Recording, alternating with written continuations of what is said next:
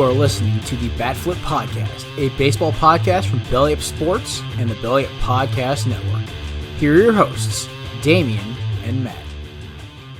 Welcome back, everyone, to the Bat Flip Podcast. My name is Damian, here with two co-hosts this week. Got David and Matt with me back again, just like our trade deadline episode. We're going to bring back the division breakdown, taking a final look at where teams stand going into the final stretch run to the playoffs. And got a bunch of news since we didn't have an episode last week. But before we jump into that, how are you doing, David? I came down with a little bit of COVID, so I'm a little stuffier than usual tonight. But other than that, I'm perfectly good, and we'll see about how these division breakdowns kind of shake out here. I think we've got some real interesting items to talk about in the baseball landscape. Matt, how you doing tonight, buddy? I'm doing great. Just started a new workout program, so that's been interesting, and my legs hurt. But other than that, everything's good, and ready to talk about a little bit of baseball. A lot of stuff going on. Yeah, it's going to be a jam-packed episode, so let's go ahead and jump in. We'll start with the American League East, where the Yankees are still leading the division at 75-48, have an 8-game lead over the Tampa Bay Rays, who are sitting at 66-55. You got the Toronto Blue Jays in third at 65-55, 8.5 back. Then you got the Baltimore Orioles in fourth at 63-58, 11 games back in the division. And then you got Boston at 60-62, 14.5 games back, bringing up the rear of this division. Yeah, so, starting off, we'll get to the Yankees here in a second, but until looking at it just now, I had no idea the Rays had passed the Blue Jays. Like, I just had no earthly idea. I mean, I don't understand how they continue to do it with the amount of injuries they have. Wander Franco being out most of the year, like, I don't understand. But anyways, let's talk about the Yankees. Yeah, the Yankees are actually, I think their struggles are a little bit overblown. They're certainly not pulling away like I think everybody thought they would earlier in the season. Aaron Judge is pretty much the biggest story on the Yankees right now, but their starting pitching has kind of been letting them down of late.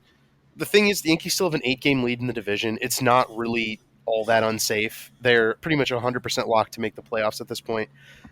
I think the struggles are just a little bit overblown, but what's bad is that if the fans are kind of turning on the players, if the players start to doubt themselves, which I don't think they need to do, they have had some injuries to like Giancarlo Stanton and some other guys. I think that Yankees team is perfectly good enough to make a World Series run here. It's just going to take kind of getting that confidence back and that swagger back that they had early in the season. Yeah, you talk about that, and I agree with you to a pretty high level. My level of concern for the Yankees on a scale of like 1 to 10 would be like a 6 but that's just concern. And the reason I say that is because of injuries and guys they are not going to get back. They've lost a lot of pitchers. They lost Chad Green early in the season. They've lost Michael King, and pitching wise or starting pitching wise, they lost Severino. They traded Jordan Montgomery. They've had some issues there. Obviously, you talk about Stanton being out, but there is some concern also with just the fact that like Gleyber Torres isn't really hitting that well anymore.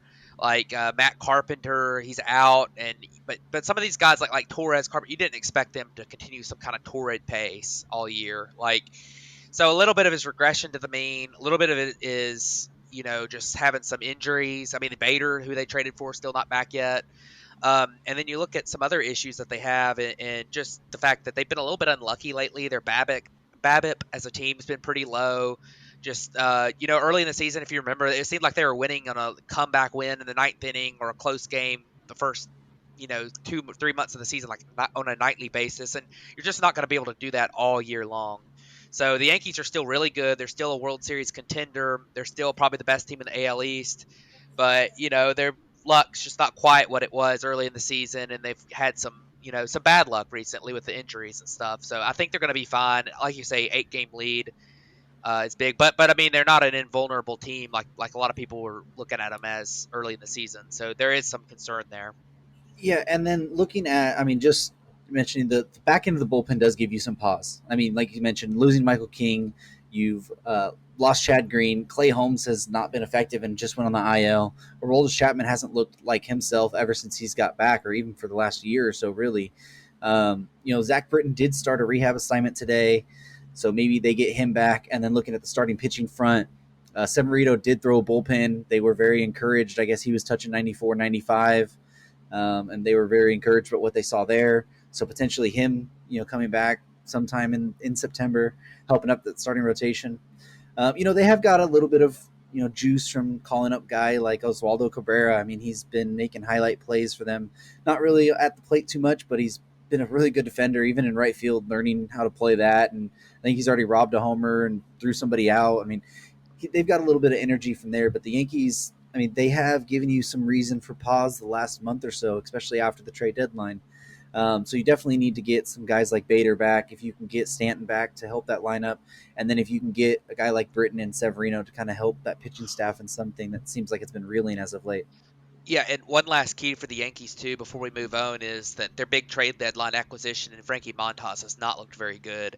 And he had those little shoulder issues right before the trade deadline, but he's pitched through them, which I don't know if that's still affecting him. But tonight he's actually been very good so far against the Mets. I think he's been through like 6 innings, maybe, or 5 innings, 1 run maybe. So he's been a lot better tonight. So maybe he will be able to kind of return on that investment that they put into him recently. But moving on, looking at the three wild card teams in this division, potentially, which is crazy, and one of them is not the Red Sox. So Yeah, I'm still mad at the Orioles for selling at the deadline. Remember, they traded their closer and their kind of franchise icon superstar in Trey Mancini, and they've done nothing but win since the deadline. It kind of calls into question that entire decision making process of why are you selling with the juice and firepower coming up for the minor leagues that the Orioles have. I mean, Adley Rutschman's been transcendent of late, and they just called up Gunnar Henderson, or there were rumors that they were going to call him up. I'm not entirely sure if he's up, but this team is just every second they can call up kind of a superstar potential player from the minors. They had some real juice if they could have just probably kept the back end of the bullpen together, and it just frustrates me because more teams need to be taking this approach to kind of go ahead and win when you have a chance, because nobody expected the Orioles to be 5 games over 500 at this point and 2.5 games out of the wild card, yet here they are. So they really probably could have used some guys at the trade deadline instead of selling off some of their better players. yeah, I agree to a certain level. At the same time, I mean, Trey Mancini's good, but I wouldn't consider him anything close to like a superstar type player. Like he's put up, he's been considered a lot better than he really is, because he's played on a bad Orioles teams and been their best player and been the guy that's been there for a long time. So people kind of think of the Orioles, they think of Trey Mancini, but he only has a 115 WRC plus on the season, which is good, but he's also kind of a DH guy. I mean, I know he plays first a little bit, and the Orioles have a lot of guys who can play, first, third, corner outfield. Like that's kind of their strength. So they're kind of trading from a strength. They've got your Urias at third, who's been really good this year, and they've got Mountcastle to play first, who's been really good. So, it's kind of like you could throw someone else in the DH spot, and it kind of keeps you from having blocked prospects, and you get to add a pretty good prospect to your farm system too. And then with the closer thing, I mean, it could have been good to keep Jorge Lopez. Obviously, it has allowed Felix Batista to come into his own as a legit closer, and he's looked insanely good. But yeah, I mean, I agree to a certain level. I mean, what's the obviously the Orioles are not going to win the World Series. I mean, they might sneak into the last wild card spot. They're not going to win the World Series, and I get kind of the thought process there, like why just try to sneak into the back of the playoffs when you're going to get smacked by the third division winner, when you could keep building for next year. But at the same time, like, you don't want to tear apart a team that's kind of rolling. And I'll tell you, the one thing, just on the Orioles, Adley Rutschman's been one of the best players, and not best rookie, not best catcher. He's been one of the best players in the big leagues. At age 24 in his rookie season, he has a 139 WRC plus, playing elite defense as a catcher, and has a positive base running metrics, while running a pretty low batting average on balls in play at 296. So it's not like he's been some super lucky hitter come out. He's been insanely good, and he's gonna be good for a long time, I'm telling you. We can't praise Adley enough, I don't think. And he's the kind of guy who's going to lead the Orioles for a really long time. I'm really excited about watching Adley in the future. Yeah, I mean they're very well set up. I mean Adley's up there. You know, we've already seen what Mountcastle can do. You mentioned Gunnar Henderson's supposed to get the call, or it's been rumored that he's going to get the call within the next week or so. You know, you got to wonder if Grayson Rodriguez didn't have that arm injury or shoulder injury earlier this year, he'd probably be up by now, and you'd be seeing him probably be one of those high level prospects as well. I mean, this team, they're well set up to be really fun for a long time and to make some moves. And, you know, trading a guy like Jorge Lopez, I mean, it does suck and it does mess with the chemistry this year. But in the long run, it might be one of the things that is beneficial. So, beneficial to the long term success of the team, at least. But let's go ahead and move over to the AL Central now, and we'll go ahead and start with the Cleveland Indians at 64 and 56, leading the division. You got the Minnesota Twins at 62 and 58, 2 games back. The Chicago White Sox at 62 and 63 games back. The Kansas City Royals at 50 and 74, 16 games back, and then Detroit bringing up the cellar of the division at 47 and 76, 18 and a half games back. Yeah, we can start off talking about the Guardians and how well they have done this year. Obviously we knew coming in Jose Ramirez was going to be great. He always is. But Andres Jimenez has been incredible for them. One of the guys they got back from the Lindor trade. In fact, Andres Jimenez and Ahmed Rosario, who they also got back in that trade, have both been really, really good this year. Andres Jimenez has a 150 WRC plus and 4.5 wins above replacement on the season this year. I don't think he's getting enough national publicity for how good he has been. And then you can add in there Stephen Kwan, who's been playing left field for them. He has a 9% strikeout rate as a rookie. I mean, that's incredible. But he's not like some of these low strikeout rate guys that they're not striking out because they're swinging at the first pitch and making contact every time.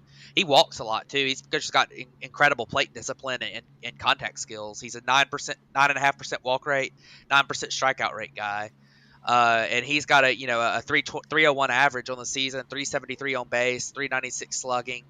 That's a 124 WRC plus while being a good base runner and playing a really good outfield.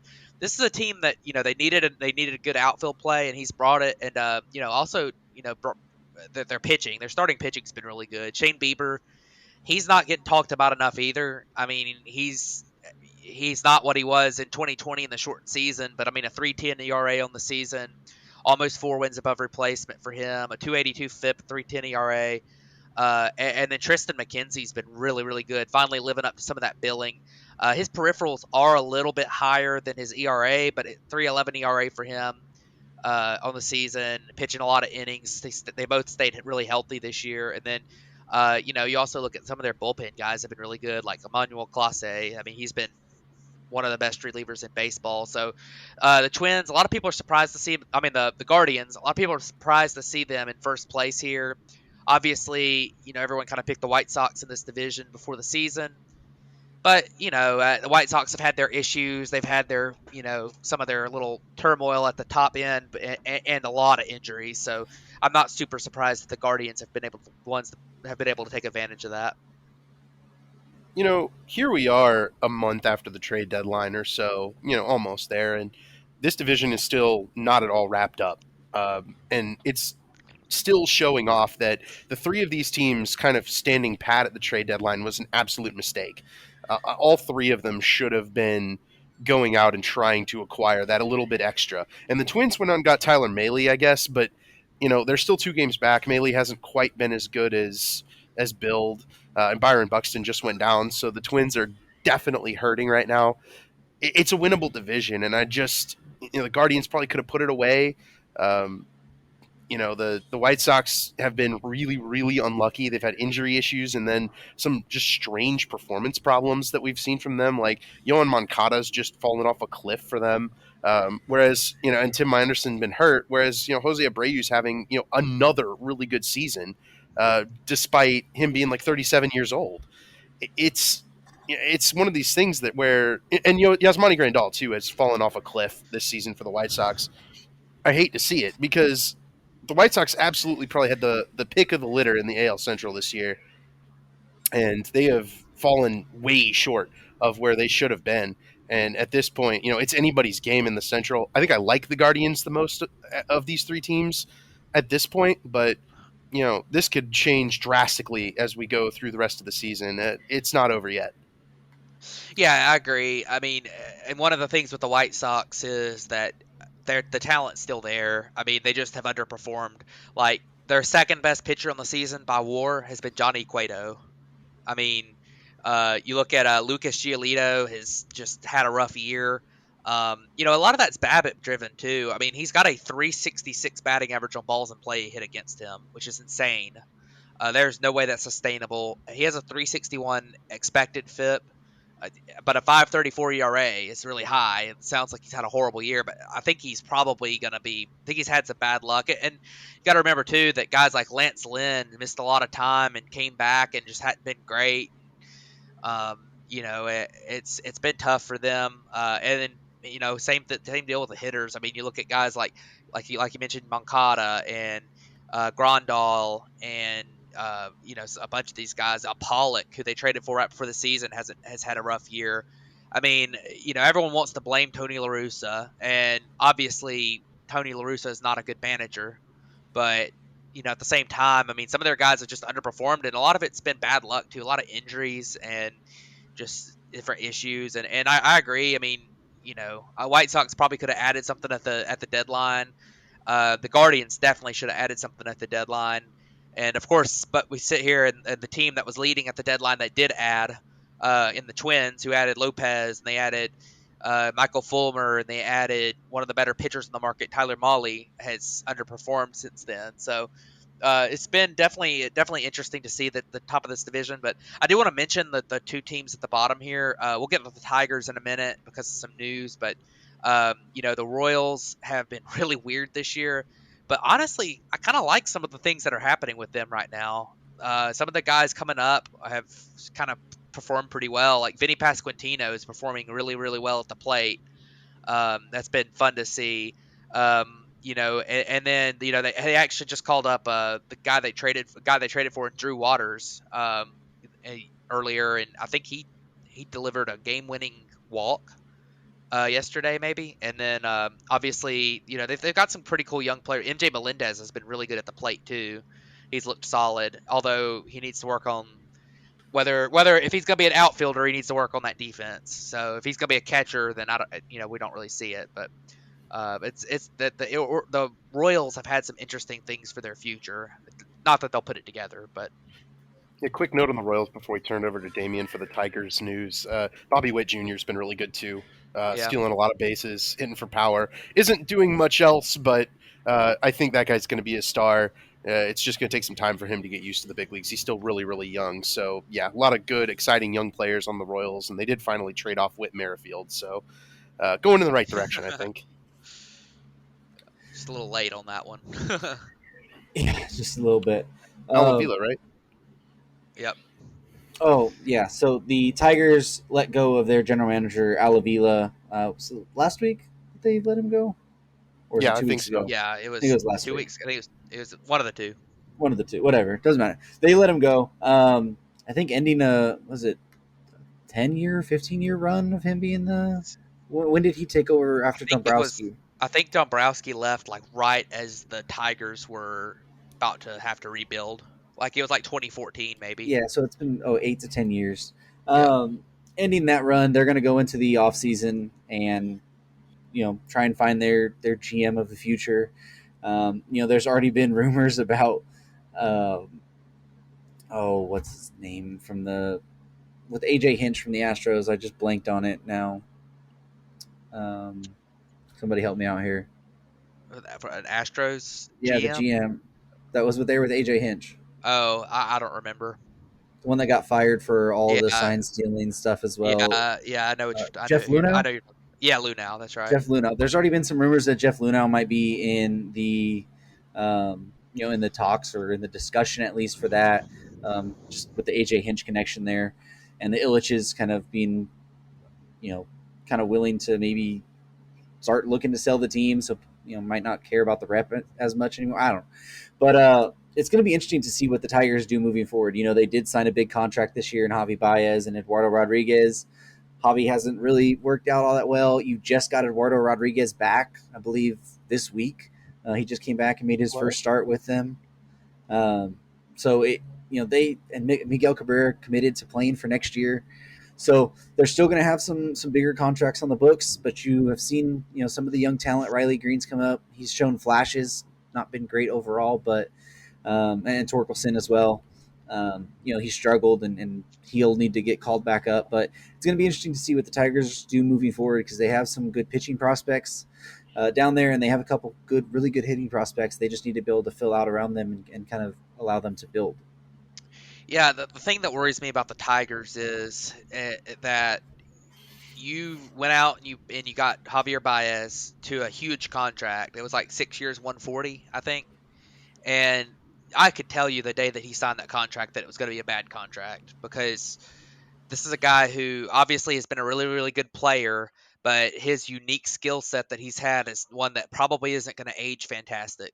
I mean, he doesn't put the ball in play very well. He has a horrible approach at the plate, doesn't walk, strikes out a lot, and he's very BABIP driven and he's very power driven at the plate. And as he ages a little bit, some of that power and just that raw athleticism that allows him to make his approach work doesn't work as well. He's still a good defender and he's still a good base runner. He's going to always be that to a certain level, but defense doesn't age all that well either, and base running doesn't age all that well. So, Javi Baez is a guy who's exciting, but sometimes when these teams go out when you go out and you're in a situation like the Tigers were in this past offseason, you want to go like jumpstart your future, you need to go out and get the top guy on the market. Like you can't go out and get somebody who is pretty good and sign him to a big contract to make him the centerpiece of your team.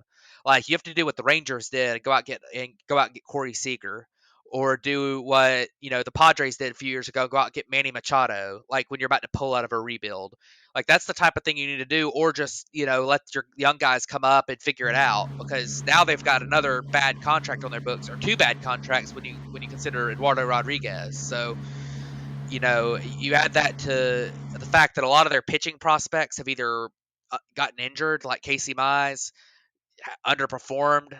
And Matt Manning, hadn't really. He's been injured a lot too, but he hadn't really done all that much at the big league level yet.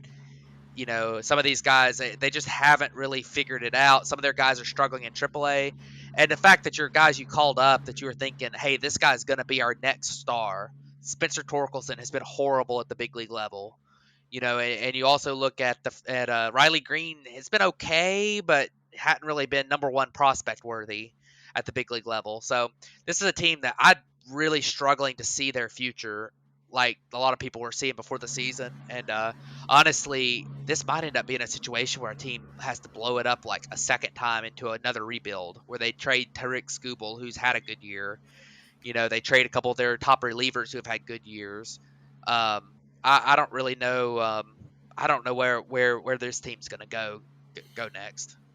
I don't envy whoever takes over for Al I Avila. know.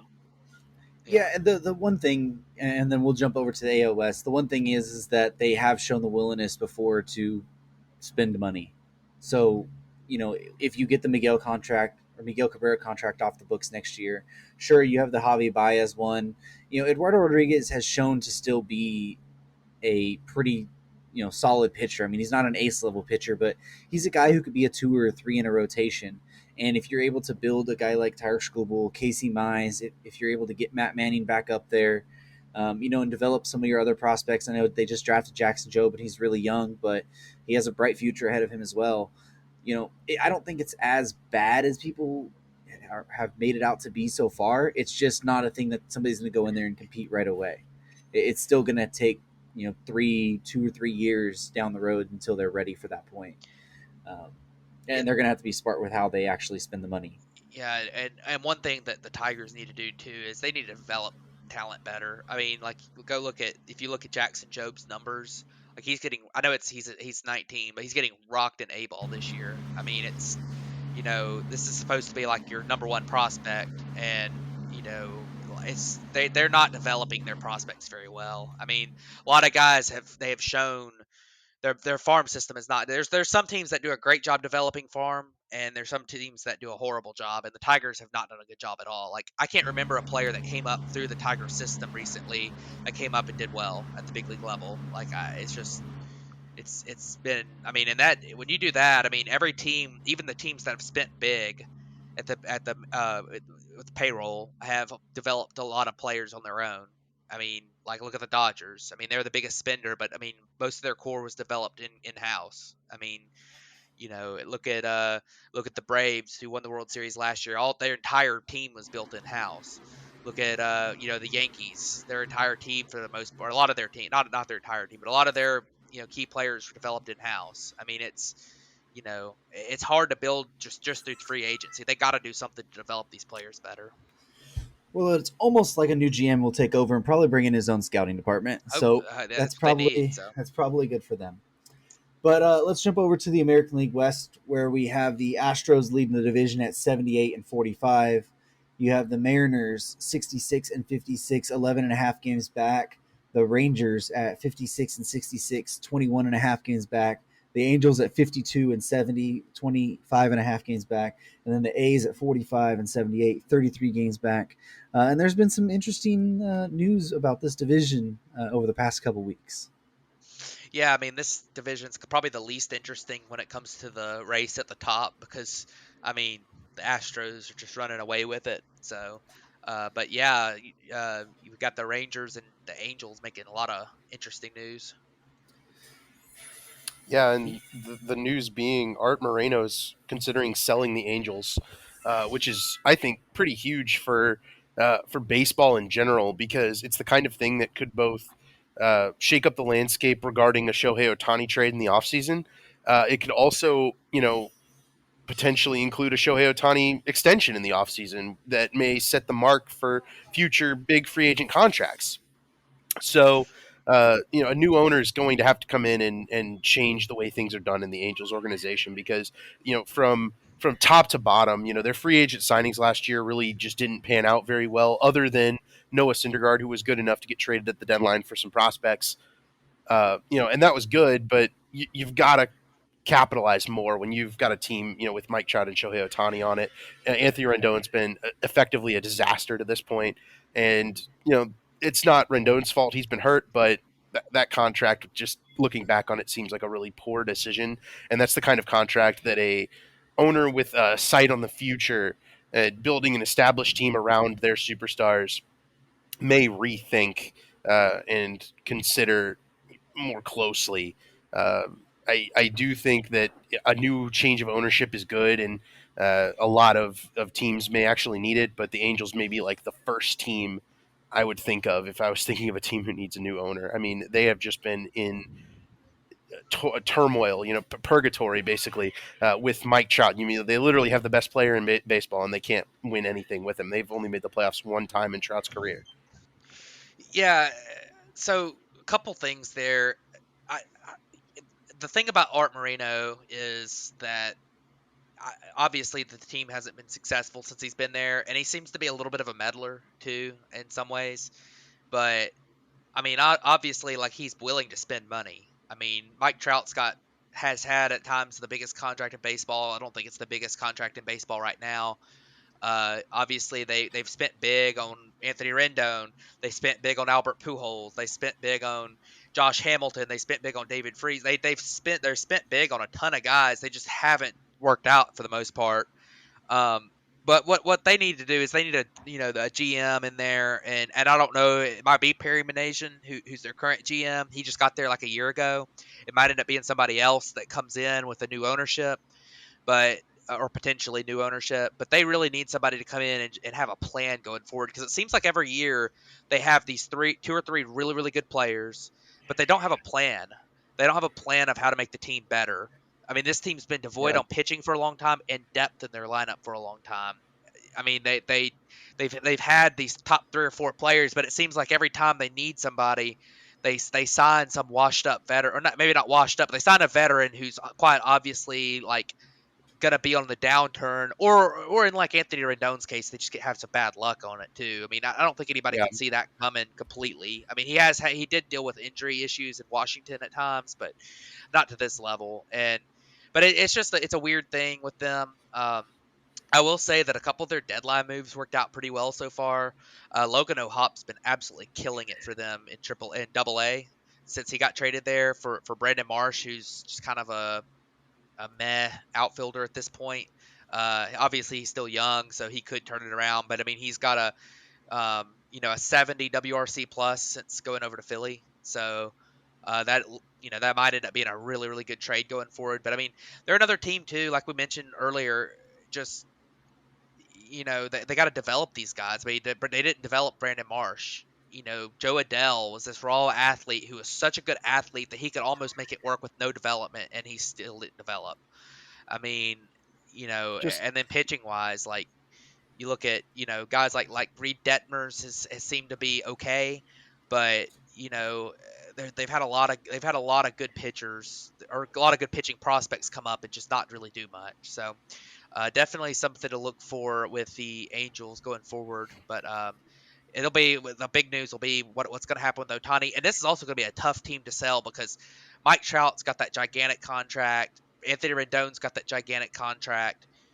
You know, it's going to be kind of tough to sell this team because that payroll is going to be tough to bring down if a new owner needs a start off with a lower payroll. So because those contracts are probably not movable. So Yeah, you look at the way they've brought Zach Neto into their organization, their first round pick. Neto's a pretty, advanced shortstop. They've already got him in Double A, which is extremely over aggressive to the point that they may end up harming his development. By promoting him so aggressively. And I'm all for aggressive promotion, but this just seems extreme when it comes to Neto, who's never played above the college level and is all of a sudden thrust into Double A, a month and a half after being drafted. So Angels are definitely kind of a big question mark, I think, right yep. now, and they're definitely the most interesting of the AL West teams. I was gonna say, to be fair, for Zach Neto, he's been pretty dang good in Double A so far. He's got a 145 WRC plus. It's a small sample size though, so It might work out for him, but work that's out. the You never kind of know. yeah, Just that's the never kind of know. thing that just it's so aggressive Yeah, that you can't make those mistakes. You can't lose a guy like Zach Neto yeah, to like you've lost a guy like Brandon Marsh or Joe Adele. You know what I mean? yeah. Yeah. And then also in this division, to bring with the Rangers, also have fired their manager Chris Woodward or let him go, and then also released GM John Daniels from his position, and I believe he was a special advisor or some president of baseball operations or something. Chris Young, former big league pitcher, has taken over day-to-day operations, and will basically be kind of the GM going forward. He said that they plan on hiring a GM at some point, but not in the near future, and maybe not even in the off season. Yeah. I So I yeah, go ahead, David. I love this move, man. I think this is the perfect time to do this. You need to get out in front of it as opposed to waiting for a big signing like they've made and a kind of an aggressive push to not work. They're out in front of it. They went, oh, this year we wanted to be better. We're not. And I don't think anybody put the Rangers into playoff contention with their offseason, but they said, oh, the Rangers are now like 2 years away. The Rangers are now out ahead of it. They're going to be an attractive destination for GMs. It's kind of the opposite situation the Angels are in, where the Rangers are not in bad contracts. I don't think Simeon or Seager is going to be a bad contract at this point. And they have a lot of young talent. Their farm system is one of the best in baseball. So this is an attractive situation, and it's a really good time to get ahead of this, where you can grab a good manager that your star players can kind of control who it is, and then your GM's going to have a wealthy amount cash of prospects in order to deal from, in order to complement their star players at the big league level. Yeah, I don't fully understand the GM part of it because I think that the GM or that John Daniels had done a pretty good job of helping build this team. But obviously, they really like Chris Young. I think his position was actually general manager this year, but he didn't oversee. But John Daniels was the baseball operations president, and now Chris Young's going to control all the decision making. But I mean, I thought the Corey Seager signing was a great signing, and I think it's gone extremely well so far. I mean, he's had a very unlucky year, but he's still got a 123 WRC plus. Has actually improved at shortstop over his previous seasons and has put up 4 wins above replacement. He's been really good. Um, this is a team that has a lot of young talent, and they've had some of those breakout type performers this year too, like Jonah Heim. He's kind of had that breakout this year. Almost 3 wins above replacements. Played great defense behind the plate, and he's hit really well. 117 WRC plus. Nathaniel Lowe, 132 WRC plus. First baseman. Obviously he's not a good defensive first baseman. Probably should be a DH full time, but he's been really really good this year at the plate. I mean they've had some good things, and I mean this team is exactly what we thought it was going to be. I mean their offense has not a lot of depth, but they have some really good players at the top of it, and they're dangerous. And their pitching really only has a couple of pretty decent guys, and then they don't really have a lot behind them. So I mean I feel like this team's been probably as they should be this year, and they're on track. And I agree with the Woodward thing. I mean, obviously there were some issues there with the Rangers weren't exactly excited about having him around, and I've heard that a lot of people around there don't really like him that much. So that didn't surprise me too much, even though I mean I don't think the team really underperformed or anything. So. They've also got advanced pitching in the minors with Jack Oh Leiter yeah, and Kumar Rocker, yeah. two Well, guys who are yeah, drafted 2 and 3 the last couple of years. So yeah. I I think do both of worry those about guys can Leiter. be. I do worry We'll about see. Leiter a lot. He's been really bad this year at Double A. First So run through, though, I yeah, think he'll grow. yeah, it's Yeah, I think still he'll be fine. yeah. He probably will be okay, but man, a 5.50 ERA in Double A for a 22-year-old advanced college pitcher. I mean, it's a little 20, scary. I mean, but 22 in Double A is still young. it's You fairly expect a young. Double A to be 23, Yeah, 24. So yeah, it's fairly young, but we'll see what happens with him. also the Yeah. Mariners are in position currently to make the playoffs for the first time since 2001 and break the longest playoff list drought. Yeah, I mean, I like how we go through this entire division, not Yeah. mention the Mariners, but like, there's really not that much to talk about. I mean, they're kind of like, they're as long as they don't implode, they're probably going to make the playoffs. They can't catch the Astros. They're going to be a pretty dangerous team. I feel like in the playoffs. And one other mention too that the A's called up Shea Langoliers this week or last week, and to the big league level. So, maybe a little bit of looking to the future there. That's a pretty good piece for them. So. Yeah, and we've talked about the Mariners so much here, and I was gonna get around to mentioning them because we kind of just jumped right to the Angels and Rangers talk, but one of the more aggressive teams getting a guy like Luis Castillo at the deadline. I mean, we've talked about the rotation before. They have a pretty good top four of that in that rotation that could help them make a pretty substantial playoff run. If the hitting will stay around, Julio Rodriguez, Ty France, and the rest of those guys can continue to do what they have done so far this season. So hopefully the Mariners are able to break that longest drought because I think it's been 2001. I think it's 22 years or 20 years, somewhere around 2001. there. 21 Yeah. years, 2001. And then also we need to mention what Justin Verlander has done this year. Just absolutely outrageous, phenomenal for a guy who is 39 years old, coming off Tommy John surgery, to have 143 innings pitched so far this year, a 195 ERA with a FIP that's still just 288. I mean, the xFIP is a little high at 3.4, but I mean, just wild the type of season that he's had. And I know David and I were talking a little bit, about him before the show, and for me to dive into the numbers and see how good he's actually been, actually looking into it, not just on the surface level. It's been pretty fun for sure. Yeah, he's special. But well, let's jump over to the National League East now, where we have the New York Mets at 79 and 45, leading the division. We got the Atlanta Braves at 76 and 48, 3 games back. You got the Philadelphia Phillies at 67 and 55, 11 games back. The Marlins at 53 and 69, 25 games back. And then the Washington Nationals at 41 and 82, 37 and a half games back. I think that's the biggest number I've said in a long time so far that we've been doing these division breakdowns. Yeah, so just looking at the NL East, the Mets are still good. There's the big series between the top two teams last week. The Braves took 3 out of 4 and kind of kept themselves in the race, but the Mets, rebounded over the weekend and smacked the Phillies around. And they look to be. It looks like they're going to be tough to catch. They also have one of the weakest schedules remaining. I think they have a series against the Dodgers and a series against the Braves, but other than that, it's like an extremely weak schedule. In fact, they have a 470 remaining strength of schedule winning percentage. So, I would expect the Mets to probably still win this. You look at the playoff odds and the division winning odds. The Mets are like about 80%. The Braves are about 20%. So, definitely interesting there. The Braves are kind of on another hot streak again. Not quite what they did with the 14 straight wins they had in at the start of June, but they've been really hitting the ball well, pitching well lately.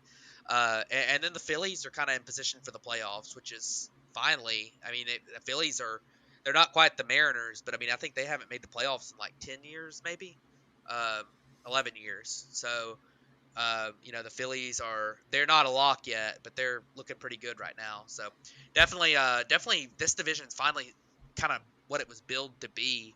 The last couple of years where it kind of collapsed early. Yeah, so just to mention a couple things, one with the Braves, over the past couple weeks, they signed Michael Harris to that 8-year, $72 million extension that has a couple years of options that can take it up to $102 million for 10 years. And then with the Phillies, Bryce Harper is eyeing a September 1st return. He started his rehab assignment today and homered in his first at bat off a lefty already. So if the Phillies are able to add a guy like Bryce Harper, who was, the reigning National League MVP from last year, into that lineup, that they're already starting to kind of click a little bit more and the pitching starting to come around, it could really make that wild card race, even a little bit better there. But just the couple pieces of news kind of from the NL East there with the Harris extension and Harper. Just Yeah. looked at Oh, go ahead. just one quick little thing there with the Phillies lineup. Kyle Schwarber has the second most home runs in the major leagues right now with 34. That is a grand total of 14 home runs shy of first place with Aaron Judge. Yeah. So I want to just relitigate how incredible a season Aaron Judge is having overall. 48 home runs, about to hit 50. We're not even at September yet. Yeah, it's insane. But he hit the one tonight too. That Judge takes him 48, yeah. Yeah, 48. So yeah, and you mentioned the Michael Harris extension. I want to elaborate on that just a little bit. I think it's interesting. I think the Braves like first free agent out of their entire lineup, other than Dansby Swanson, who's a free agent this year, is 2027 in Ozzy Albies. So it's like out of the Braves like typical lineup, there's one guy that's not under control past 2026, which is absolutely insane. Um, and obviously Michael Harris is an interesting move in that he's a rookie and he's been really really good this year. There are things that are a little risky long term with him. You know, his approach has been kind of iffy. He's got a super high chase rate, and his BABIP's been pretty high all year. But he's also a guy who got called up straight from Double A. After like 100 plate appearances at Double A. I mean, so I'm not too worried about that. I think it probably will end up being a good contract for the Braves. And but yeah, the Michael Harris thing is good, and then Bryce Harper coming back, that helps the Phillies a lot. Although I don't know if it's quite I mean, obviously it's a talent improvement, but the guys they've had replacing him have performed pretty well. So it's not like he's replacing someone who's been an absolute disaster in their lineup. Except I guess they could replace Castellanos, who's been a disaster. But I still don't think Bryce Harper's going to play the field, right?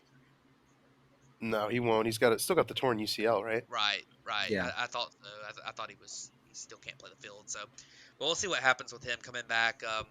Obviously, I think he'll hit well as he always does. So, Can I just say, as a Cubs fan, how jealous I am of the Braves' strategy right here? I mean, they have locked up an entire, group of guys that for relatively, team friendly deals, but they're also not like nobody's going to judge Michael Harris for taking $70 million before he's ever played, more than a year of baseball. That's an incredible deal for Michael Harris.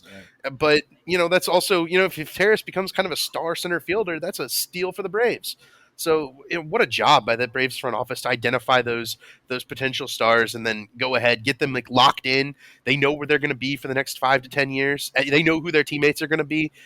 That's just the kind of thing that can keep a clubhouse together the whole time, and I really think that's the kind of thing that's brought the Braves together, which has brought them closer to the Mets.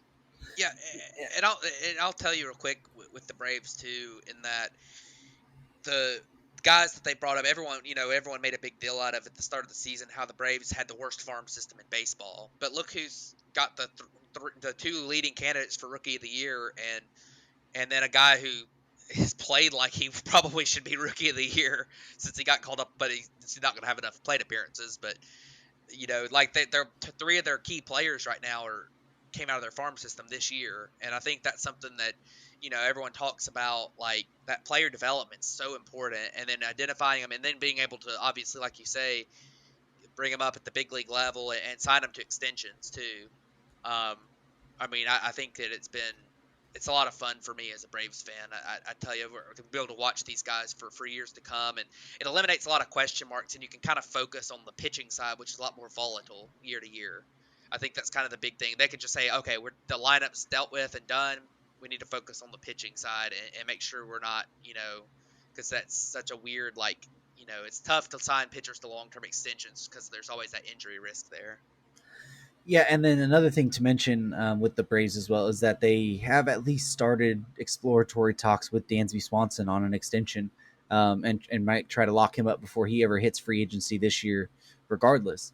And like you mentioned, he was the one guy that might be a free agent for 2027 or whatever it is, and they might lock him up ever before he ever gets there, anyways.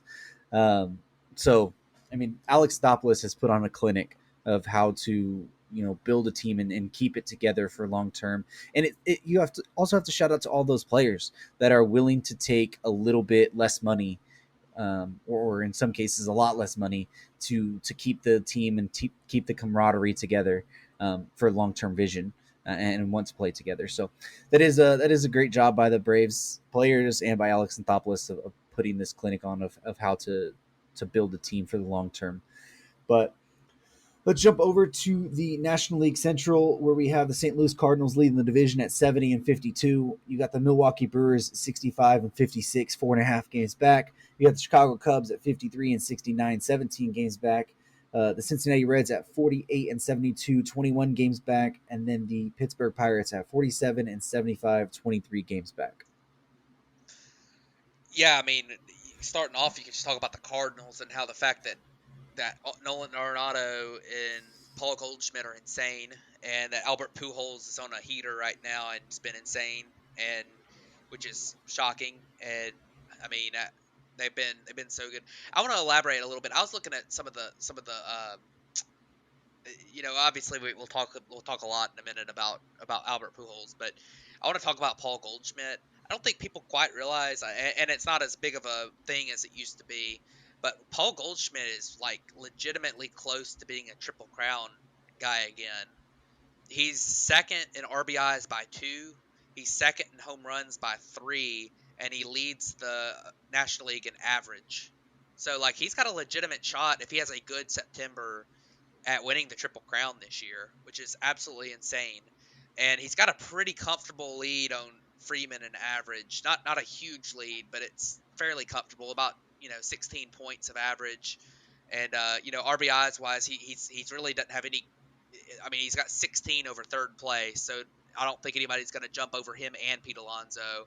And then home run wise, like he's tied with Riley and Alonso, and Alonso's one behind him. But he's got to catch Kyle Schwarber there. So he has a shot at the Triple Crown, which nobody's really talking about, which is kind of insane. I would think part of that is kind of the reduction of the Triple Crown after Miguel Right. Cabrera won it. You know what I mean? Like RBI is not quite as admired stat these days. It's super important, but it's not everything, and I think everybody kind of realizes that now. Yep. But the fact that Goldschmidt's having a year like this, where he had kind of fallen off, and everybody had kind of assumed, well, Goldschmidt's starting to, fall off and get older. 34. He's had a kind of mediocre last couple of years. Everybody kind of assumed that he would just kind of fade into oblivion, and he's gone out and had to put up a 419 on base percentage and a 630 slugging percentage en route to what is effectively thus far an MVP campaign. Yeah, absolutely. And then you to add on to that, the fact that the second best player in the National League by wins above replacement by a pretty decent margin too it's been Nolan Arenado, who nobody's talking about because his teammates doing so good. So it's pretty crazy how the Cardinals have both of these trades and big contracts have worked out so well for the Cardinals. As a Cubs Yeah, fan, I can tell you it's hardly Yeah. surprising. Well, yeah. I mean, it is the Cardinals, and they always seem to have the devil magic. But yeah, and we'll talk about another one of their kind of trade steals here in a little bit, but the Cardinals have just found a way. I mean, they always do find that way, to get people in there and just make them, take that next step to an upper echelon player somehow, some way. Um, but looking at the rest of that division, I mean, you got Milwaukee, we've talked about them before, and we talked about them at the deadline, but it seems like the whole clubhouse dynamic has really kind of changed ever since the Josh Hader trade. You can't really say that they downgraded with how bad Hader's been, but I think it has messed with the clubhouse a little bit, at least in my opinion. It has. It's very clear. Eric Lauer came in and talked about that last week and said that because the front office didn't go out and acquire players while they had the lead at the trade deadline in the division, that changed the attitude in camp and that changed the attitude of the clubhouse. And judging by their field of play, I mean, they played the Cubs this last week and barely avoided a sweep in that final game. The Brewers do not look like the same team that was leading the Central just a couple of weeks ago. I mean, they are just not playing well at this point. And then they yeah, decided to shut out the Dodgers yesterday, so that's great. well, it was Eric Lauer against the Dodgers, so that happens when he pitches against the Dodgers. But So just a little side note there, he is the best pitcher by ERA in the history against the Dodgers yeah, of active pitchers, I should say. unbelievable. It is outrageous what he is able to do. Him and Zach Davies both. I don't Yeah, understand it. Both Milwaukee Brewers legends. yeah. But looking at talking about the Brewers, a part of that probably clubhouse dynamic. That's definitely part of it, but part of it too, I think, is just regression because they weren't gonna this offense. I mean, you look at their collection of talent, and Willie Adames is a really good shortstop. He's a good player. Jace Peterson has been their second best player this year, surprisingly, and he's actually had a pretty good season. 112 WRC plus for him. He's only played 80 games. But other than that, I mean, like Christian Yelich is just not that good anymore. I mean, he's okay. He's an average everyday player at this point. Hunter Renfro's been decent for them, but I mean, you look down the list, like Keston Hiura has been one of their better players in 53 games, but he has a 43% strikeout rate. He's been one of their best hitters. I mean, and then pitching wise, like they've dealt with the injuries at times. Brandon Woodruff missed a lot of time. Freddie Peralta missed a ton of time. I think he's back now, but this is just a team that I just don't think is all that good. Like they don't have. There's just nobody in their offense that scares you like at all. And then they're pitching like outside of Corbin Burns, who's had another great season, but maybe not quite what he was last year. Like they're just not. Brandon Woodruff is a good pitcher. He's a really good number two. It's just you know, uh, they just don't have the depth as a team, and I just don't think they're all that good. So they had a great start to the year. They had some guys overperforming. They were kind of rolling a little bit, but I just think that the Cardinals just have a lot more talent. And the reason that a lot of people picking the Brewers, including myself, is the weak division. And I think that the Brewers just aren't that good. So um, they still have a chance to make the playoffs. They're 65 and 56. They could turn it around. I mean, I think they're like one game behind the Phillies maybe for the third wild card. So, they're not that far behind the Padres who are collapsing too. So, we'll see what happens with them, but definitely a team that's struggling right now. And just to jump on the three kind of cellar dwellers of the NL Central real quick, the Cubs have been playing really good baseball of late, Yeah. and it's very frustrating because the Cubs absolutely could have played like this all season. This division was weak. You just mentioned it. And the Cubs were wasting their time with Jonathan Villar, Jason Hayward, Andrelton Simmons. They had every opportunity, I think, to jump on this. And Chris Morel's been a bit of a revelation, and they've seen Justin Steele and Keegan Thompson kind of explode into starter potential. But, uh, you know, they could have been here. Their rotation got decimated in the early part of the season, and now it's finally healthy and kind of producing. But that's just unfortunate. This is my 60 cents on the Cubs. Is they're playing now like I envisioned they would play this season if they would have a successful season.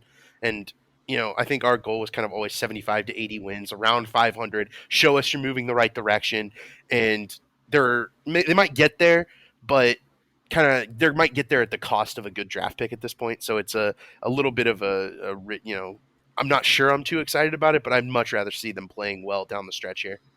Yeah, well, that whole resurgence has really came with the acquisitions of Franmil Reyes and getting Nick Madrigal right back, right, David?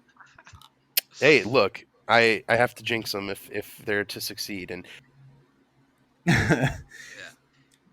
Well, I was gonna elaborate a little bit at somebody. Obviously, David's a Cubs fan, and somebody that doesn't follow him that closely. But for me, I never thought the Cubs would be very good at all this year. I think I picked them fourth in the division, and everything. But the thing that they needed was some of these players, these young players, to step up. Like Nico Horner has been really, really, really, really good this year, and they've really seemed to have a guy that they can kind of lock in on for the future. Wilson Contreras has been really good, and Ian Happ's been really good too.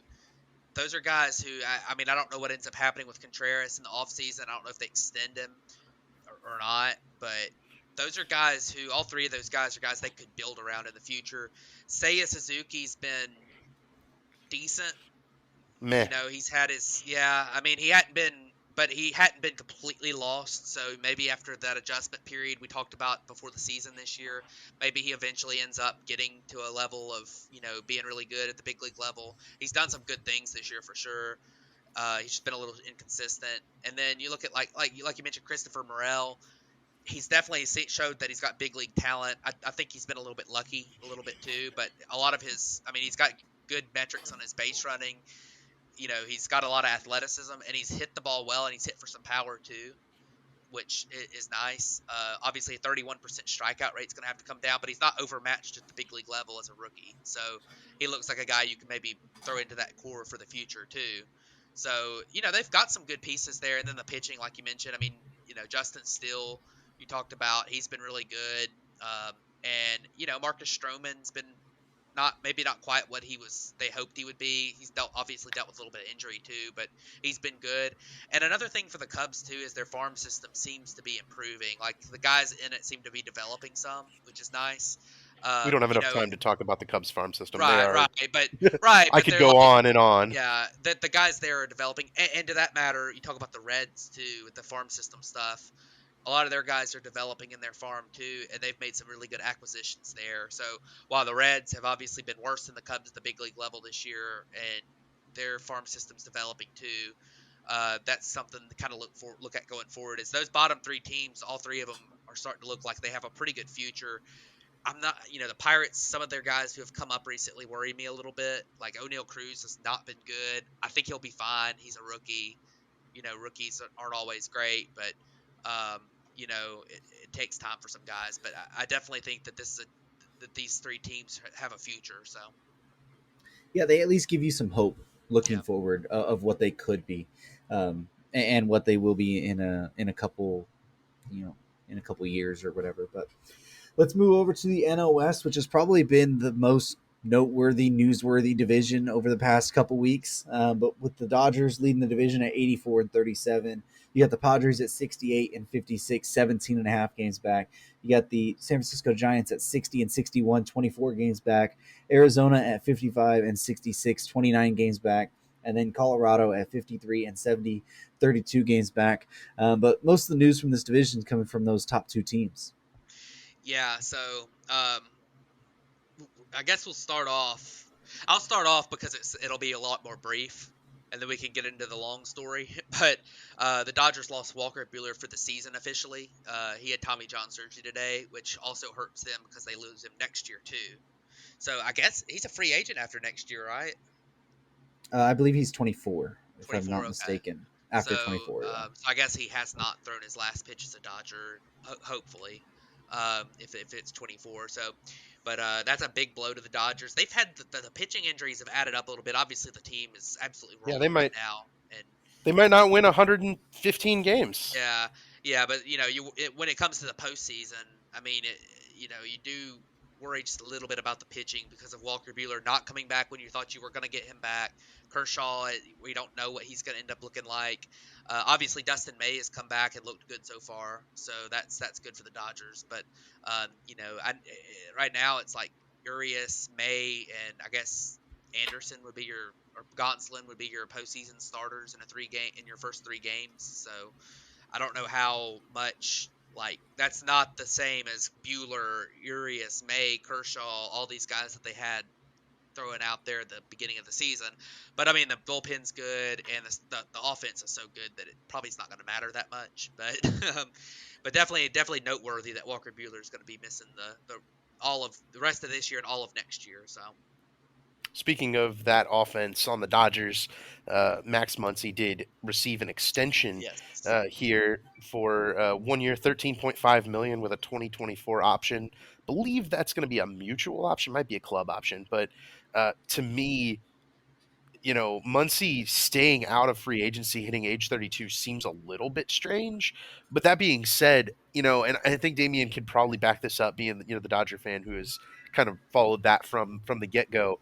It's a much more important thing to a guy like Max Muncy to play where he's currently playing in the situation he's currently playing in because they believe in him and they've built him into the player that he is. And Muncy's, I think honoring that and believes that he'll, retain that 5-win form that he had 3 of the last 5 seasons. Yeah, he mentioned in his media scrum yesterday after it that he probably could have got more money elsewhere if he would have hit the free agent market. He probably could have got a longer term deal, but that right now, LA's home. They're the team that really gave him the opportunity, believed in him when a lot of people didn't, and that he really feels like it's a family. So that the money is not really what's important to him. The chance to stay with a club that he considers family, and then to stay with, just to stay in that organization in general and have a chance to win was really big to him that way. And he even mentioned that he's open to even getting into the offseason and talking a longer term extension past just the 2024 option that it is. I believe it is a club option with no buyout, but I'll have to actually look into that afterwards. But, obviously losing Walker Buehler for the rest of the season and the next season hurts a lot. They just did get Dustin May back. But going into the offseason, they're going to have legit question marks at the rotation because you have 3 of your guys in the rotation that are going to be free agents with Tyler Anderson, Andrew Heaney, Clayton Kershaw, and then with the loss of Walker Buehler as well. You can kind of look at having Dustin May, Urias, and Tony Gonsolin as your 3 there, but definitely some question marks. On the starting, They might have to use top prospect Bobby Miller or top prospect Ryan Pepio what a horrible situation the Dodgers are in, guys. I don't know what they're going to do. Or new top 100 prospect Gavin Stone. I mean, I can keep going for you too. Yeah, we can keep going. But we'll go ahead and move over to the San Diego Padres, which is probably the biggest story over the last couple of weeks, which Fernando Tatis Jr., we had talked about him a lot, and he was getting ready to kind of return, was getting ready to near that rehab assignment. I believe was actually even on rehab assignment and tested positive. I don't know what I think it was clobestol. Yep. Anyways, tested positive for a banned substance of PEDs. He got suspended for 80 games. Starting now, he'll miss, I believe it's the last 48 games of this year, the first 32 games of next year. And then while also serving that suspension, he's decided to undergo the shoulder surgery that was a hot topic for us late last year and then into the offseason to help with that 4 dislocations that he had last year. Yeah, I mean, I just wonder how dumb you could possibly be. I mean, it's not the 1990s anymore. You're getting tested pretty often. I mean, and you're out there juicing. I mean, and I don't want to, and then to go on and give BS excuses about I'm taking ringworm medication and the fact that it's this is the name of the substance that he tested positive for is close to the name of a substance that's in some ringworm medications, but it's not the same one. He obviously looked it up on the internet and said, "Oh, this is my excuse." I mean, come on, man. Just it's frustrating. It's frustrating as a fan for the game because Fernando Tatis Jr. is one of the most exciting young players in the game. He's so fun to watch. He was just about to come back, and now you're going to have to deal with this whole thing, this 80 game, this 80 game thing suspension after you missed him all of this year. He's already the team was already a little bit upset with him because of the reason he missed this year being a motorcycle accident he had in the offseason. I mean, the guy really needs to mature some and take better care of himself and not feel the need to start juicing to try to get back quicker and not feel the need to come into the to go do a bunch of crazy stuff in the off season that can get yourself like severely injured. I mean, it's unfortunate and obviously, when I say I that think the whole juicing thing and stuff, I don't think Fernando Tatis Jr. is a product of steroids or anything because he's never tested no. positive before, and he was really really good before. He did not need to do this. Like I don't I understand why he did this, and it's just dumb. So I think it's that's my clear thoughts on it. from the the teammates kind of interviewing and giving their thoughts on it that they're a lot more disappointed that he was even in the position to need to to feel Yeah. like he needed to take steroids as opposed to actually taking the steroids. It's they were much more concerned with the fact that he was out the whole season with this wrist injury in the first place.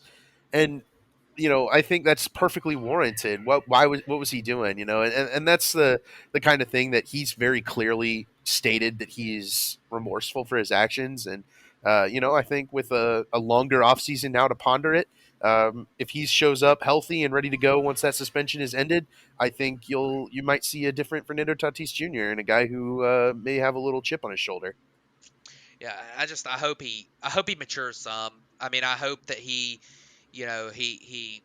learns that when you're a baseball player, you're getting paid. How much money is he worth? Like his on his contract, like well, 337 yeah, million. Yeah, yeah. I mean, he's getting paid $337 million to play baseball, and there's certain things that you need to do to be able to do that. I mean, and things like speeding through traffic on a motorcycle late at night in the off season is not one of them. I mean, things like getting caught shooting up steroids for no reason really is a large part of it. I mean, it's to me it's just it's puzzling to me is but he's got to mature some and he's got to learn what he needs to learn to do is he needs to learn how to be mature and do the things off the field that need to be done to be a successful baseball player long term and but while still keeping all he needs to keep that fire and stuff on the field that he has because that's what makes him exciting that's part of what makes him good but he needs to mature off the field and not make a lot of these kind of wild risky decisions off the field so hopefully he does that and maybe this is a wake-up call there's a reason that you get a suspension for your first steroid thing it's because sometimes guys need a wake-up call and then they can be clean and I hope that he gets clean and comes back next year and comes out and does well because I don't really think I don't really think he's a product of steroids. I mean, I think you could probably call him a cheater now because he's shooting up steroids trying to get better. I mean, and that's against the rules and that's cheating. But I don't think he ever has been that guy. Now his dad is, but I don't think he has been. Yeah, it probably is the wake up call. I mean, even in his interview today, he seemed, like remorseful, but he also just seemed to own the fact, own up to it more than most people who try to push it aside. Like, obviously, he's going to be in the public eye more because he's Fernando Tatis Jr. and everything that's been happening, um, with the wrist injury already, and there had already been the frustrations in the clubhouse, and I think you saw those boil over after the suspension. But I don't even think this was a thing of him trying to take it to get better. I think it was just him trying to take it to get healthy and try and get back because I think he was feeling the pressure from the organization, from his teammates, from the public in general. I think he was just tired of hearing the questions and took something to try and help himself get there sooner. Um, so it will be a wake up call. He's still only 23, so I don't think this tarnishes his legacy in any way. Like, I mean, he'll be 24 when he comes back next year, and I mean, he'll have 10 to 13 more years of, being a baseball player that, if he's clean all that time, I think a lot of people will forget the one little hiccup he had at age 23 Yeah. from it. But Absolutely. Yeah, I mean, there is time for him. Absolutely. I 100% agree. yeah. The So, the thing might or go ahead. be the thing might be that you say that, but I would say that I think our attitude towards steroids maybe needs to change a little bit, because we look back at the steroid era, and I think the biggest change was that those guys could play till they were 45. They were taking steroids for the longevity rather than the additional power, or the additional ability to hit the baseball. Like Barry Bonds was a Hall of Fame player before the steroids. I just think that the attitude needs to be more of a, those were very clearly to change their bodies to be able to play for as long as possible, and this was a desperate attempt to get back a little bit quicker. I don't know that there's any sort of cheating going on there, and he's been rightly punished for making that desperate decision. And I think once we get there, if he never gets suspended for steroids again, then I don't think there's anything wrong with it, and he's going to have learned his lesson. Yeah.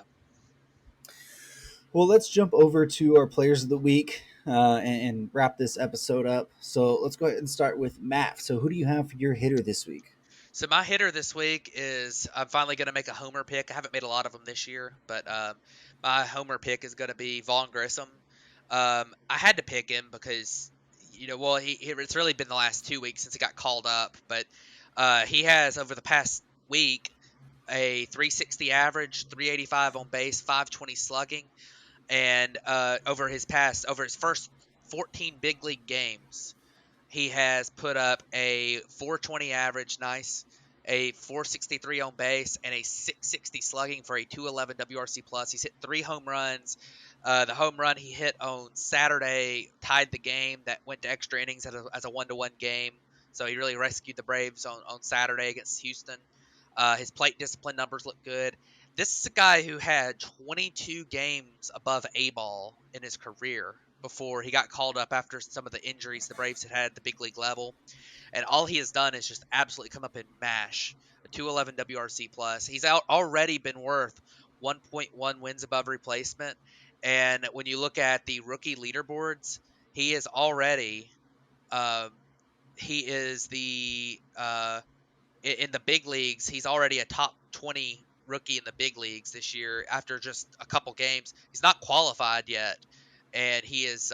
If I change, let me double check my numbers here. But I believe he's been worth more than Nolan Gorman, Seiya Suzuki, Vinny Pasquantino. These are some pretty high profile rookies that recently got called up, and he's only 1.1 wins above replacement behind like Joey Bart, or he's tied with Joey Bart. He's only he's not far behind some of these other guys like Bobby Witt Jr. and Brendan Donovan, Christopher Morel. It's pretty crazy how good he's been so far. Obviously, 441 BABIP. He's not going to keep this up all year, but I mean, he looks like another like legit steal that the Braves have made out of their farm. Well, it's not really a steal because they developed him, but he looks like another legitimate player coming out of that farm system that is going to be there for a long time. So it's been very exciting to watch him so far in the big leagues. All right. Well, David, who do you have for your hitter this week? Well, it is Albert Pujols, man, and this has honestly been super fun to watch, because Pujols has gone from being, kind of an afterthought. We kind of assumed, he's not going to get to 700 home runs. He'll get to like 690 or something like that before the season's over, and he'll retire without hitting 700. We won't get to see it in our lifetimes. And then, this week he's gone off and hit 7 homers with a 500 batting average. He's just gone absolutely berserk. It's one of those things that's helping the Cardinals win all these games, but seeing Pujols kind of rejuvenated like this is just kind of a throwback. It feels like the mid 2000s, but this is as good of a stretch as mid 2000s Pujols ever had. I mean, 7 home runs in 2 weeks is just a bonkers number, and he's 2 homers clear of everybody in the league over the last 2 weeks, and he's played less games than all of them. He's not even on the qualified leaderboard. I mean, his WRC plus starts with a 4 to give you how good he's been over this stretch. And with that, I mean, Pujols is approaching quickly that 700 mark. He's only, I think, 7 away now at 693. So we're real hoping it comes and we get to see a 700 home run hitter in our lifetimes here, because after him, I don't know who may get close to this number again.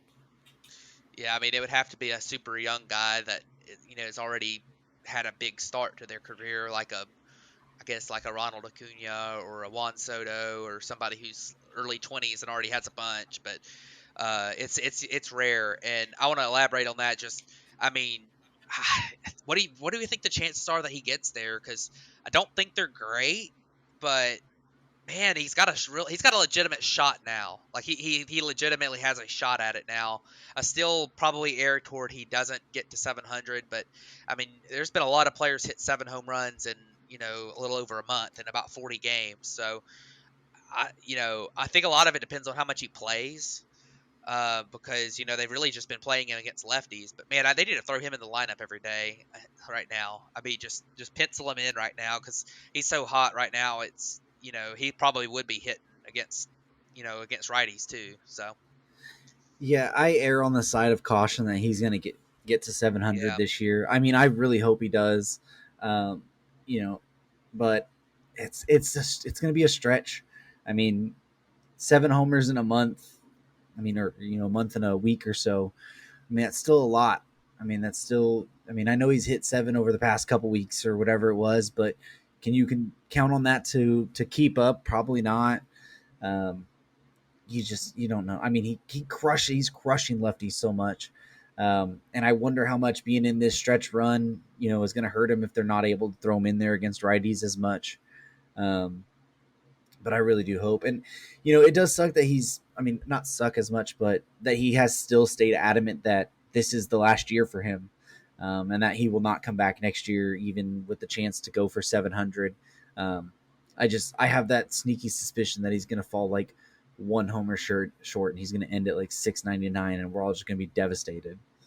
what I wonder if he wonder what decision he makes if he hits 699. Like, because I mean, we've seen both ways. We've seen like Roberto Clemente came back to get his last hit, to get to 3,000. Like, does he try to hit one more? I mean, come back and like sign with the Rockies or something stupid and try to hit one more home run?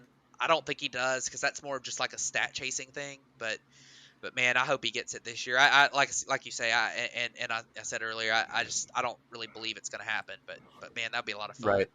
Yeah, I don't think he Yeah, would sign with anyone like the Rockies. I think Yeah, he would just go back to the Cardinals again. yeah, Um, but but this stretch has just been a throwback, and it's really cool to see. yeah. It has been it a lot of really fun. is. Well, staying with the Cardinals theme, Matt, who do you have for your pitcher this week? So the pitcher I picked this week was, we kind of briefly hinted at it earlier that it was going to be one of our picks here, but it's been Jordan Montgomery, and ever since he got traded to the Cardinals, he's been really, really, really good. Over his past 2 weeks, he has given up 1 run in 14 and 2/3 innings with a lot of strikeouts, 15 strikeouts, and no walks in those two starts, no home runs.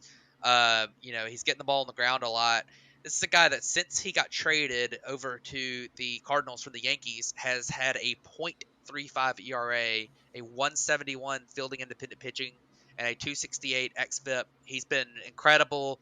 Not walking anybody, which he didn't really walk anybody with the Yankees either. But the home run balls have come down. His ground ball rate has been a big deal for him because the Cardinals' infield defense is really, really, really, really good, and they, especially with Arenado over at third, having like an insane defensive season this year, and a 51% ground ball rate definitely plays with that Cardinals defense. And then, he's getting a fair amount of strikeouts now. With the Yankees, he wasn't really striking many guys out. 7.6 strikeouts per nine.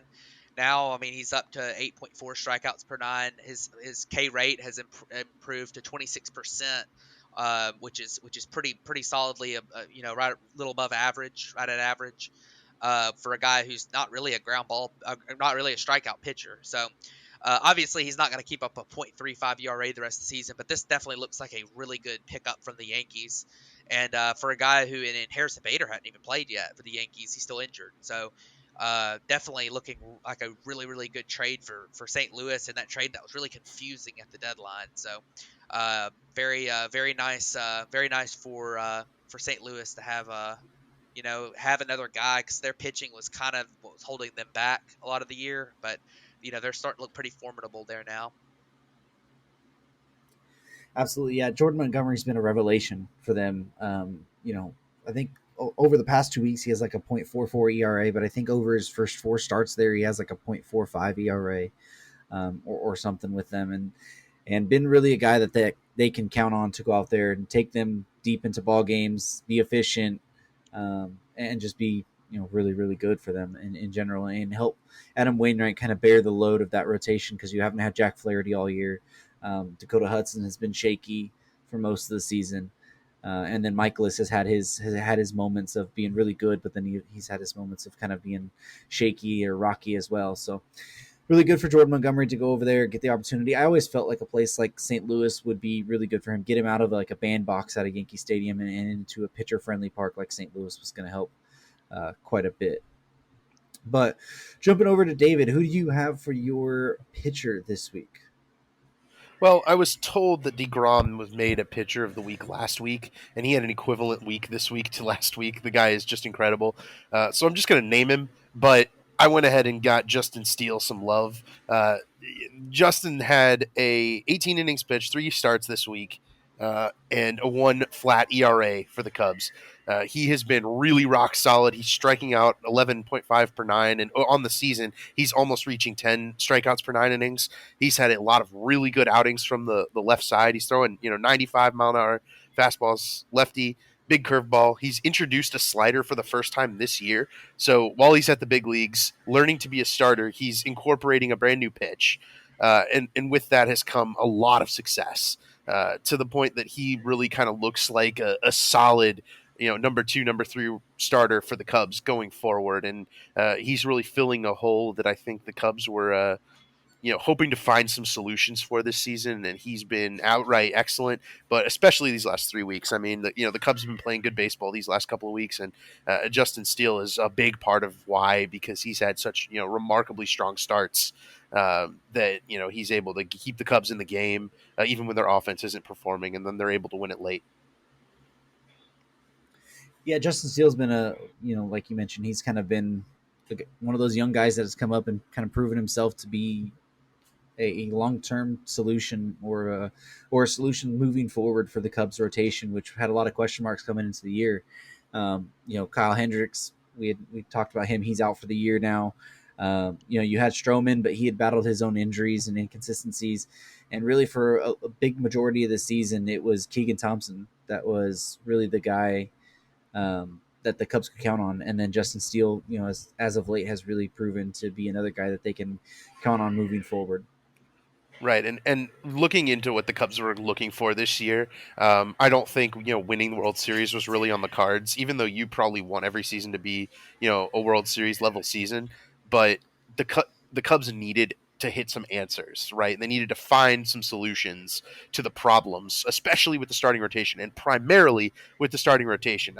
I would argue that maybe the second most important thing that happened was Chris Morel, but Justin Steele and Keegan Thompson becoming viable starters for the long-term future is the most significant thing for the Cubs' future, and it's going to enable them to spend money this offseason, spend prospects if need be, hunt for a good trade and a good signing or two, and really take a step up into the Central, where they don't have to fill out that 2 and that 3 along with the ace position in that starting rotation. Absolutely. Well, we'll wrap up the players of the week, or players of the last 2 weeks, really. Anything else you guys want to hit on before we wrap this show up? Not too much. Just we got a little over a month left. Just looking forward. The division races worth watching right now are the AL Central, which is probably going to be the most interesting division race, especially since it seems pretty unlikely that these teams make the wild card. It is possible that a team out of this division makes the wild card, but fairly unlikely. So that those 3 teams within 3 games are probably going to determine who makes it, who doesn't. Obviously the American League wild card race with the Orioles in there, it's interesting. And then you look at the National League, the NL East is still really close at 3 games. I guess the NL Central is still kind of interesting, but really the big thing is the rest of the wild card race in the National League too. There's 2 or 3 teams for that last wild card, so definitely kind of between the Brewers, the Phillies, and the Padres for the last wild card there, as either the Braves or the Mets will lock up the first wild card, whoever win that division, and then in the American League you look at like a conglomeration of teams could potentially get that the last wild card spot. Right now, the Rays, Blue Jays, and Mariners are in position, but the Orioles are only a couple games behind. So, we'll see what ends up happening there. But definitely getting down to the stretch run here, and this last month is gonna be really interesting in the postseason races, and we'll see what happens. I'm excited to watch it. Yeah, and I just want to say thanks for having me on again. I always love having a chance to speak my mind about baseball, and it's always good to hang out with you guys. And yeah, you can see the Bat Flip podcast on Thursdays on a couple of race cars in Osaka. Go ahead and tune into 3 Wide TV on YouTube, and you'll see the Bat Flip podcast on a bunch of race cars. It'll be good. Yeah, we don't really mention that much, but we do a lot of the iRacing side and sponsor some cars in a league or two. But um, yeah, it'll be good. And like Matt mentioned, coming down into the stretch run, it's going to be interesting to see the final couple playoff races for the divisions, and then what the wild cards look like. Remember last year we had down to the last weekend, the last day, we had some wild card scenarios. Um, so hopefully we're able to get something like that again, and we can keep bringing you some good content here on the Bat Flip podcast. But that will wrap it up for this episode. Thank you guys for tuning in, and we'll catch you guys next week.